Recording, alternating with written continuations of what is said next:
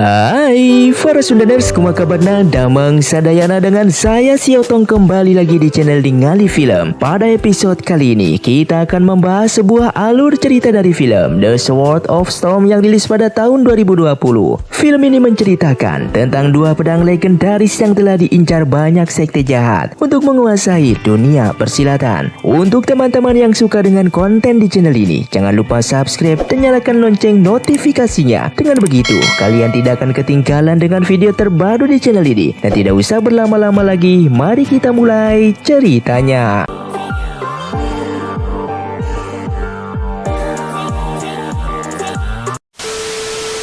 Film ini diawali dengan adik kakak yang bernama Suyin dan Suhan. Saat itu mereka sedang berjalan menyusuri sebuah tengah kota yang bernama Kota Han, yang kebetulan ada sebuah pertunjukan di sana.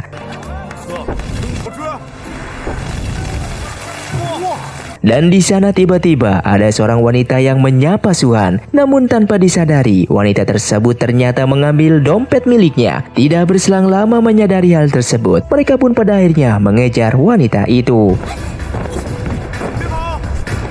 Dengan kesungguhan mereka berdua mengejar wanita itu, sehingga wanita tersebut tertangkap di tangan Suyin. Wanita ini bernama Chen Chen. Akan tetapi Chen Chen masih saja tidak jujur bahwa dirinya adalah pencuri tadi. Sehingga datanglah Suhan dan memarahi Chen Chen untuk segera mengembalikan dompetnya. Dan pada akhirnya dompetnya pun dikembalikan oleh Chen Chen dengan perasaan marah. Dikarenakan hanya dengan uang yang sedikit membuat mereka mengejarnya sejauh ini. Di tempat lain, di sebuah tempat makan, di sana ada seorang pemuda bersama pengawal yang baru datang ke tempat tersebut. Dan di tempat itu terdapat seorang wanita cantik yang sedang menari menghibur pelanggan di sana. Sehingga pemuda itu meminta penari cantik tersebut untuk menemaninya makan bersama. Dan ketika pemuda ini sedang makan, datanglah wanita itu menghampirinya. Pemuda ini bernama Tuan Fang. Ternyata Tuan Fang merupakan seorang pemuka dari salah satu kerajaan yang beraliran sekte pedang ajaib. Agar suasana lebih romantis, ia meminta untuk ditemani wanita ini yang bernama Ling Er. Siapa yang tidak tergoda dengan wanita semanis ini? Rupanya Tuan Fang pun tertarik dengannya. Dengan berbagai upaya, Tuan Fang mengeluarkan berbagai jurus gombalan maut untuk menaklukkan hati Ling Er. Selang beberapa waktu kemudian, suasana yang romantis ini menjadi horor. Dan ternyata Tuan Fang pun disandra oleh Ling Er. Maksud dari Ling Er di sini adalah hanya untuk membalaskan dendamnya, dikarenakan adiknya itu diculik oleh keluarganya. Dan ternyata Tuan Fang ini adalah salah satu anak dari pemuka sekte yang dikenal cukup kejam. Aksinya sudah bukan rahasia umum lagi. Bertahun-tahun mereka telah menculik anak-anak dan membunuh semua orang yang tidak bersalah. Salah satunya adalah adiknya Ling Er. Dikarenakan Tuan Fang ketakutan akan dibunuh oleh Ling Er pada saat itu juga, sehingga Tuan Fang pun meminta tolong anak buahnya yang kebetulan hadir untuk melawan Ling Er, hingga aksi perkelahian pun terjadi. Dan ternyata Ling Er merupakan wanita manis yang jago kungfu dengan gerakannya yang gesit dibarengi beberapa pukulan, sehingga Ling Er pun sudah mampu memenangkan di awal perkelahian. Di tengah pertarungan Ling Er, datanglah Suhan dan Suyin yang kebetulan sedang berjalan-jalan di tengah kota. Saat itu Suhan dan Suyin seperti pada umumnya, misinya adalah menumpas kejahatan yang ada. Dan kebetulan mereka tidak bisa melihat wanita yang telah ditindas, apalagi Ling Er bertarung hanya seorang diri. Dan pada akhirnya Ling Er pun kalah dan terluka karena menerima beberapa serangan dari anak buah Tuan Fang. Kemudian Suhan dan Suyin pun menolong Ling Er dan perkelahian pun terjadi.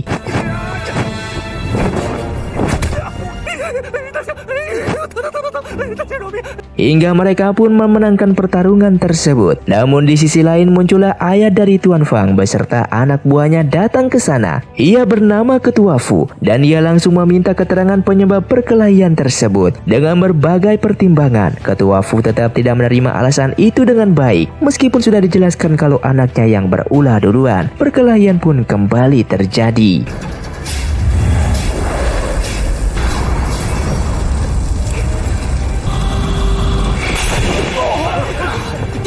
Dan ternyata ketua Fu ini mempunyai dendam lama terhadap keluarga Duan. Kebetulan Suan dan Suin yang dilawannya ini diduga memiliki kekuatan jurus telapak naga yang satu-satunya hanya dimiliki keluarga Duan. Ketua Fu berharap bisa menangkap Suan dan Suin ini, namun tidak mudah begitu saja. Kemudian dia pun memerintahkan anak buahnya untuk menangkap kakak beradik ini. Perkelahian pun kembali terjadi, dan saat sedang berlangsung, tiba-tiba ruangan dipenuhi asap yang kemudian disusul oleh sosok pria misterius yang mana telah membawa Suan dan Suin beserta Ling Er pergi keluar, dan aksi kejar-kejaran pun kembali terjadi.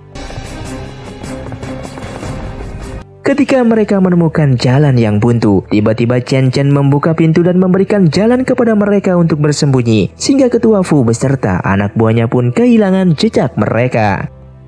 Setelah ketua Fu beserta anak buahnya sudah jauh dari keberadaan mereka, dan ternyata pria misterius ini adalah ayah sekaligus guru dari Suan dan Suin yang bernama Xiu. Xiu sudah beberapa kali melarang mereka berdua untuk memakai jurus telapak naga tersebut, dikarenakan sangat berbahaya jika diketahui oleh sekte pedang ajaib. Dan setelah itu ia menanyakan kepada Ling Er kenapa dia ingin membunuh anak dari ketua Fu sekte pedang ajaib. Kemudian Ling Er pun bercerita di masa lalunya, di mana di saat dulu adiknya telah diculik oleh beberapa sekelompok orang yang tidak dikenal, dan di saat itulah dia diusir oleh orang tuanya, sehingga dia dibesarkan oleh gurunya dan berlatih kungfu. Namun 10 tahun kemudian dia bertemu lagi dengan wajah orang-orang yang telah menculik adiknya itu, dan ternyata mereka adalah anak buah dari sekte pedang ajaib. Sehingga Xiu pun menceritakan yang sebenarnya kepada Suhan dan Suin, kalau dirinya ini bukanlah ayah kandung dari Suhan. Suhan adalah anak dari kakak angkatnya. Nama keluarganya adalah keluarga Duan, dan Suhan adalah keturunan ke-11 dari keluarga Duan. Nama ayahnya adalah Duan Qingyang yang terkenal akan kehebatan jurus pedangnya. Kemudian keluarga Duan memiliki senjata ajaib yang harus dilindungi, yaitu pedang Lingyun dan pedang bekas suci.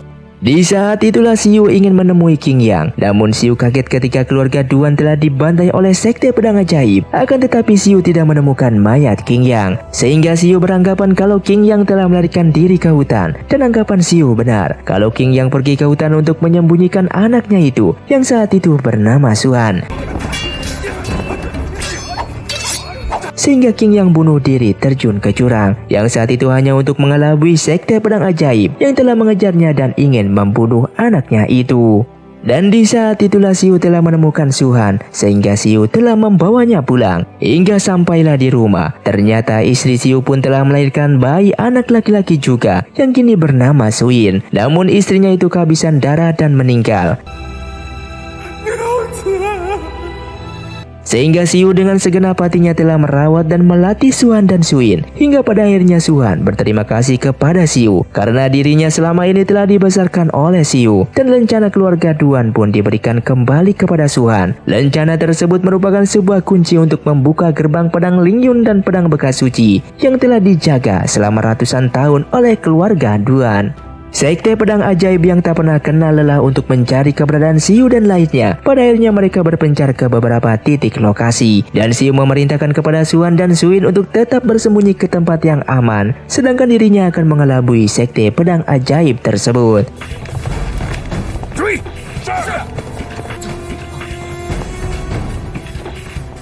Kemudian Ling Er pun membawa Suhan dan yang lainnya untuk bersembunyi ke rumahnya, yaitu keluarga Shen. Ling Er yang sudah 10 tahun tidak pulang, hingga dia tidak dikenali oleh orang tuanya.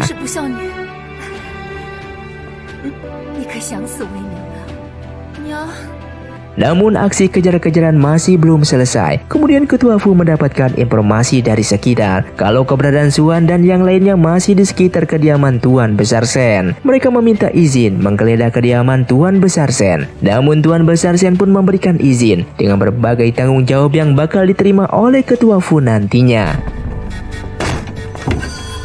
Dan pada akhirnya hasil dari pencarian di setiap titiknya tidak membuahkan hasil, dan ketua Fu kini harus meminta maaf pada Tuan Besar Shen. Meskipun agak sedikit dramatis berlaga seolah marah, pada akhirnya Tuan Besar Shen memaafkan ketua Fu dengan syarat datang harus penuh aturan di kemudian hari. Dan ketua Fu beserta anak buahnya pun meninggalkan kediaman Tuan Besar Shen.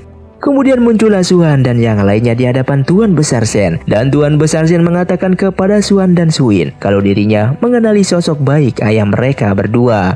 Scene pun berganti di sebuah tempat. Terdapat seorang bertopeng yang sedang memarahi ketua Fu yang telah gagal dalam menangkap Suan beserta lencananya. Kembali ke kediaman keluarga Sen. Saat itu Tuan Besar Sen menceritakan tentang sebuah simbol lencana Duan itu, yang sebenarnya adalah sebuah kunci gerbang untuk mengambil pedang Ling Yun dan pedang bekas suci di sebuah goa. Dan Tuan Besar Sen hanya bisa memberikan setengah peta untuk menemukan keberadaan goa tersebut, dan setengah peta lainnya tidak diketahui olehnya. Sehingga saat inilah Suan dan Suin harus mencarinya sendiri agar pedang Ling Yun dan pedang bekas suci tidak ditemukan oleh sekte pedang ajaib. Di sisi lain, Tuan Besar Sen telah meminta maaf kepada Ling Er dikarenakan telah mengusirnya selama 10 tahun. Dan Tuan Besar Sen berjanji akan menyelidiki tentang hilangnya adiknya itu. Namun Ling Er pun menceritakan kalau yang telah membawa adiknya adalah sekte pedang ajaib yang diketuai oleh ketua Fu. Dan di balik itu semua ternyata ada bantuan dari sekte rahasia, yaitu sekte roh jahat. Ling Er mengetahui hal tersebut dikarenakan telah menyewa mata-mata untuk mengintai mereka. Di tempat kediaman sang kaisar, terdapat seorang yang telah melapor tentang misinya, yaitu tentang pencarian Tuan Putri yang telah kabur dan masih belum diketahui jejaknya, dan orang tersebut adalah Komandan Cao. Singkat cerita, esok pun tiba. Saat ini Suhan dan yang lainnya akan pergi untuk mencari keberadaan peta selanjutnya, dan mereka diantarkan oleh Tuan Besar Sen sampai di tengah hutan, hingga mereka pun melanjutkan dengan berjalan kaki. Namun pada saat itu Komandan Cao telah mengintai mereka. Hingga pada malam harinya, Komandan Cao melapor kepada sang kaisar untuk menjelaskan keberadaan sang putri yang telah kabur dari kerajaan. Dan sang putri telah bersama dengan keluarga Duan. Dan sang kaisar menugaskan kepada Komandan Cao untuk melakukan menjaga keamanan mereka. Singkat cerita, esok malam pun tiba. Mereka berkumpul bersama seperti biasa, dan mereka masih melanjutkan percakapan tentang misi mereka ke depannya. Dan tiba-tiba muncullah sosok yang mencurigai berlarian di sekelilingi mereka. Di saat Suan dan Suin ini meninggalkan kedua gadis ini, pengintai itu pun ternyata Komandan Cao, dan dia menyerang salah satu wanita dengan senapan jarumnya dan pada akhirnya mengenai leher Ling Er, sehingga Ling Er pun pingsan sementara akibat racun yang di dalam jarum tersebut. Komandan Cao menemui Chen Chen atau Tuan Putri, dan mereka membahas hal yang sangat penting yang tanpa disadari sedang diintai oleh ketua Fu. Namun karena ketua Fu diutus dari atasannya hanya sekedar mengintai dan menyerang apabila Suan dan Suin yang diincarnya sudah menemukan lokasi persembunyian pedang tersebut. Sebelum Komandan Cao pergi, ia pun memukul Chen Chen agar pingsan. Kemudian Suan dan Suin pun kembali dengan menyadarkan dua wanita yang sudah pingsan tersebut. Singkat cerita, esok pagi pun tiba. Pada akhirnya mereka pun telah sampai di sebuah kota Tong. Dan ketika Suan dan Suin sedang sarapan, ternyata mereka sedang diintai oleh sekte pedang ajaib di belakangnya. Namun mereka menyadari hal tersebut, sehingga ketua Fu memerintahkan anak buahnya untuk pergi dari sana. Di malam harinya, mereka kemudian mendapatkan informasi keberadaan setengah peta selanjutnya, sehingga mereka akan menuju ke desa Zhao yang berada di ujung hutan. Namun di tengah-tengah hutan terdapat asap beracun yang membuat mereka akan mati. Kemudian muncullah sekelompok orang yang akan menyerang mereka. Kelompok ini bernama kelompok Zhao, yang ternyata masih berkeluarga dekat dengan keluarga Duan, sehingga mereka pun dipertemukan dengan kepala suku di sana. Lalu kepala suku ini pun memberikan mereka sebuah buku berharga, yang mana di dalamnya menjadi peta untuk mereka dan bisa mendapatkan lokasi persembunyian pedang tersebut. Kemudian sampailah mereka di goa, di tempat lokasi pedang bekas suci dan pedang Ling Yun. Namun untuk bisa masuk ke goa tersebut, mereka harus membukanya terlebih dahulu dengan lencana yang ada di tangan mereka. Dan saat mereka berada di dalam, secara tidak sengaja Suhan menginjak ranjau. Panah pun keluar dari berbagai arah menyusuri tubuh mereka. Namun dengan gesit mereka mampu menghindarnya. Setiap ruangan ini memang sudah dirancang khusus penuh dengan ranjau jikalau tidak berhati-hati. Dan kini mereka berhasil menemukan pedang yang mereka cari. Mereka sudah berusaha mencabutnya namun tidak berhasil, karena memang pedang tersebut hanya bisa dibuka dengan lencana yang di tangan mereka.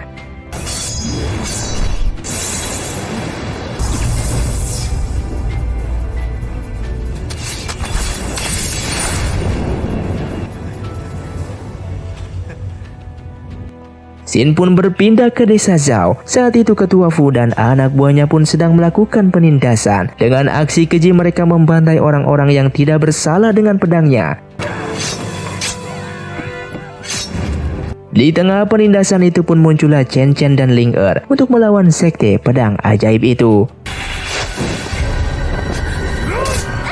Dan pada akhirnya kedua wanita itu pun takluk di tangan Ketua Fu, sehingga disandra untuk sebagai ganti pedang bekas suci dan pedang Ling Yun nantinya.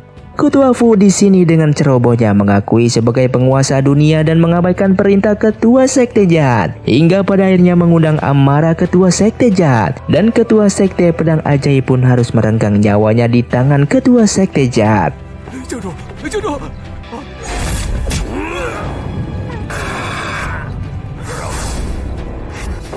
Ketua sekte jahat di sini berambisi untuk mendapatkan pedang bekas suci dan pedang Ling Yun yang saat ini sedang dimiliki Xuan dan Suyin. Dan disinilah terbongkar rahasia siapa di balik wajah misterius ketua sekte jahat tersebut. Dan ternyata dia adalah Komandan Chow yang dari awal berambisi menguasai dunia. Namun ambisinya tersebut dapat terrealisasikan ketika dia sudah mendapatkan pedang itu yang telah sudah diincarnya dari awal. Lalu Komandan Chow mengancam akan membunuh Chen Chen dan Ling Er jika mereka tidak memberikan pedang tersebut, sehingga mereka pun rela memberikan pedang itu kepada Komandan Chow. Namun di saat itu juga ternyata kedua pedang itu dapat ditarik kembali oleh Xuan dan Suyin, dan pertempuran seru pun terjadi kembali.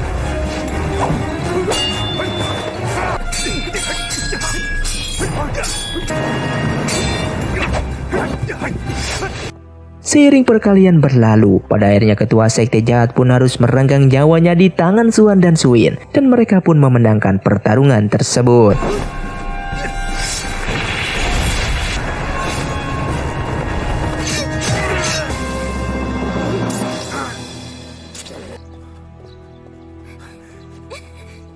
Kemudian di akhir film, sang kaisar memerintahkan kepada menterinya untuk mengumumkan bahwa keluarga Chen, keluarga Duan, dan keluarga Zhao akan menjadi silsilah lambang dari kerajaan dan akan selalu terjaga keamanannya. Ditambah sang kaisar akan merestui pernikahan Xuan dari keluarga Duan dan Ling Er dari keluarga Shen. Dan pada akhirnya mereka semua pun hidup bahagia. Lalu film pun selesai.